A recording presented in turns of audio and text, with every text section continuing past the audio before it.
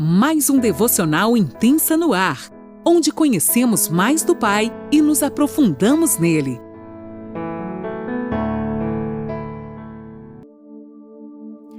Olá, bom dia! Mais um dia se inicia e eu, Lani Nola, falo com você de Criciúma, Santa Catarina.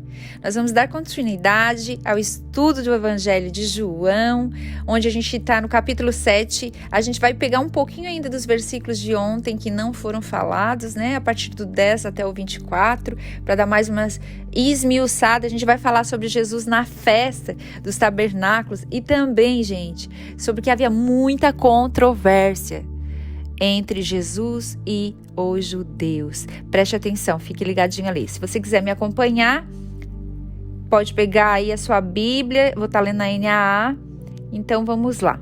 Depois que seus irmãos tinham ido à festa, Jesus também foi, não publicamente, mas em segredo. Ora, os judeus o procuravam na festa e perguntavam onde estará ele. E havia grande murmuração a respeito de Jesus entre as multidões. Uns diziam, ele é bom, e outros afirmavam, não é, ele engana o povo. Entretanto, ninguém falava dele abertamente por ter medo dos judeus. Quando a festa já estava na metade, Jesus foi ao templo e começou a ensinar. Então os judeus se maravilhavam e diziam, como é que ele pode ser letrado se não chegou a estudar? Jesus lhes respondeu, o meu ensino não é meu, mas daquele que me enviou. Se alguém quiser fazer a vontade de Deus, o conhecerá. A respeito da doutrina, se ela é de Deus ou se eu falo por mim mesmo. Quem fala por si mesmo está buscando a sua própria glória, mas o que busca a glória de quem o enviou, esse é verdadeiro, e nele não há falsidade. Não é o fato que Moisés deu a lei para vocês, contudo, nenhum de vocês cumpre. Por que estão querendo me matar? A multidão respondeu, você tem demônio, quem é que está querendo matá-lo? Jesus respondeu, um só feito realizei, e todos vocês ficaram admirados. Moisés lhes deu a circuncisão, se bem que ela não vem de Moisés, mas dos patriarcas. E vocês fazem a circuncisão de um menino até mesmo no sábado. E se um menino pode ser circuncidado em dia de sábado, para que a lei de Moisés não seja desrespeitada, por que vocês ficam indignados contra mim pelo fato de eu ter curado por completo um homem num sábado? Não julguem segundo a aparência, mas julguem pela reta justiça. Uau! Gente, havia muita controvérsia mesmo entre Jesus e os judeus. Eles eram aqueles da lei, eles não olhavam para a pessoa. Eles queriam cumprir a lei de qualquer maneira, mas desrespeitavam o que Deus queria que eles fizessem.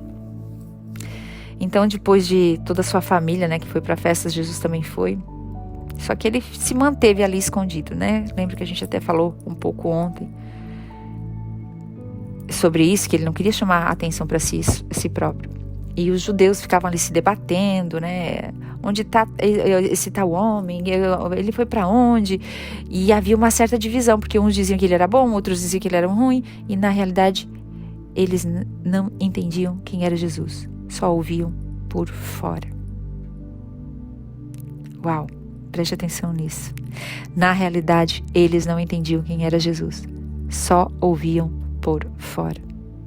Mas ninguém se arriscava a falar dele, pois tinham medo dos judeus.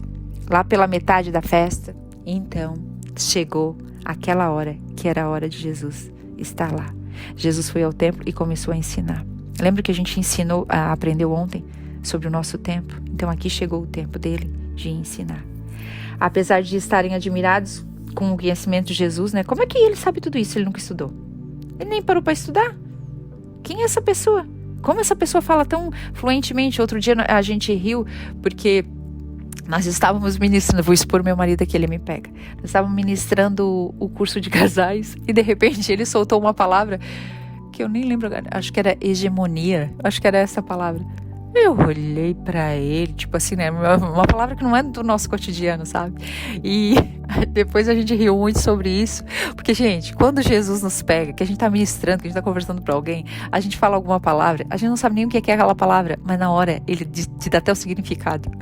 Ele te ensina todas as coisas quando tu busca ele. É claro que a gente tem que fazer a nossa parte, estudar, buscar, sim, mas, gente, isso é tão lindo, porque quando a gente depende totalmente dele, a gente não depende a gente não depende dos estudos daqui, entende? É necessário pra gente estudar, é pontual, mas a nossa dependência não está naquilo ali. A nossa dependência é o que ele libera do céu para as nossas vidas. Compartilhei isso só para a gente rir um pouquinho, que foi muito engraçado. Até tem um casal que agora está nos ajudando, a gente olhou para ele, tipo assim, hegemonia. Gente, foi tão lindo aquilo assim, sabe? E a gente tem visto que quando a gente se posiciona em Deus, ele nos ensina todas as coisas. Uau! Quem fizer a vontade de Deus vai conhecer seus ensinamentos. Lá no versículo 18, este versículo nos ensina que sempre vamos ter a vontade de Deus em nós, não a nossa própria glória. Depende de onde está o nosso interesse, nas coisas dele ou em nós mesmos. Vocês sabem que vocês não obedecem 100% à lei, então estão aí até querendo me matar. Lembram que Jesus falou para eles? Lá no versículo 19, Jesus disse, como assim? Vocês estão aqui, né? Era uma religiosidade tão grotesca, tão gritante, dava para ver, porque eles sabiam que eles não obedeciam 100% à lei. E estavam ali querendo matar Jesus. Eles não obedeciam 100% à lei, mas a aparência era o que importava. Ele fala do sinal que realizou no templo de Betesda, o milagre que fez no sábado, por isso eles estavam tão indignados. E Jesus não foi a primeira vez, né, que Jesus curou no sábado. Tem coisas muito pontuais que ele fazia no sábado mesmo para ir contra a religião. Jesus não era gente não, gente. Ele ia mesmo contra a religião. E eles estavam tão indignados com aquilo. Por que ele ia curar no sábado? Eles não estavam preocupados se aquele homem estava lá perecendo. Mas como assim? E você vai curar no sábado? Então Jesus menciona para ele, como é que pode? Se eu não posso curar no sábado, mas vocês podem circuncidar um menino no sábado para cumprir a lei, para que a lei de Moisés não seja desrespeitada. Então eu posso sim curar completamente uma pessoa no sábado.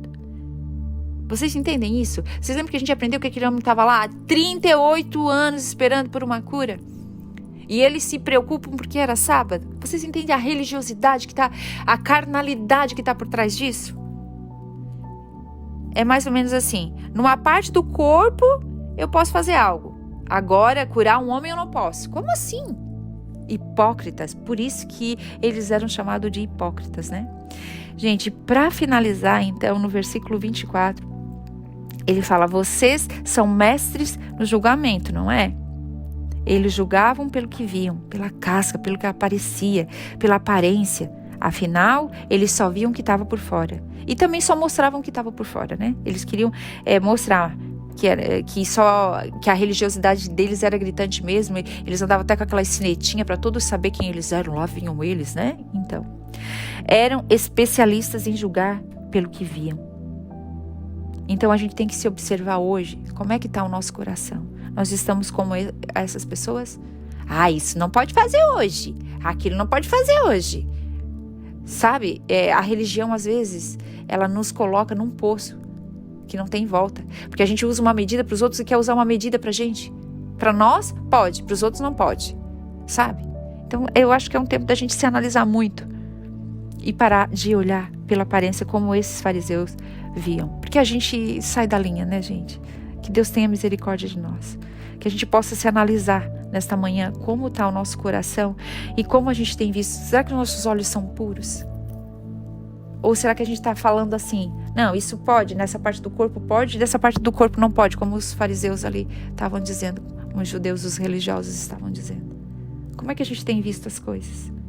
Porque muitas vezes a gente traz alguém para o evangelho, que é uma porta tão estreita, para a pessoa entrar, mas depois a gente empurra assim, ó, facinho. Joga ela, porque não está dentro daquilo que eu penso. Gente, não é o que eu penso e o que você pensa. É a palavra de Deus, viva através de nós, que vai transformar as vidas. Amém? A gente precisa clamar a Deus e que a gente entenda o discernimento. Que a gente tenha discernimento de tudo que a gente está vivendo. Que a gente não ande nos nossos próprios passos, sabe? Achando que sabe as coisas. Porque às vezes, gente, a gente está tão soberbo porque a gente não enxerga a nossa religiosidade. É tempo de a gente se humilhar e pedir para Deus nos transformar nesta manhã. Nos transformar de dentro para fora, Pai. Nós somos religiosos, sim. A gente julga, sim, Pai. Nós reconhecemos o nosso erro, o nosso pecado, Pai. Muitas vezes a gente quer botar regras porque a gente vê pela aparência. Mas a gente reconhece nessa manhã que Tu vê o coração e a gente quer começar, Senhor. Olhar como Tu. Que a nossa visão seja transformada e que nós tenhamos a Tua visão, Paizinho, e não mais a nossa. Amplia a nossa visão. Tira a veda dos meus olhos. Tira a veda dos nossos olhos. Em nome de Jesus, Pai. Que a gente possa, que esse ensino verdadeiro que vem de Deus, não o ensino dos homens, possa transformar tudo aquilo que é falso dentro de nós. Porque o ensino verdadeiro, ele vem, ele é indigesto, mas ele transforma tudo que é falso em verdadeiro dentro de nós. E a gente quer estar mais pertinho dele todos os dias da nossa vida, da nossa caminhada. Amém? Deus te abençoe.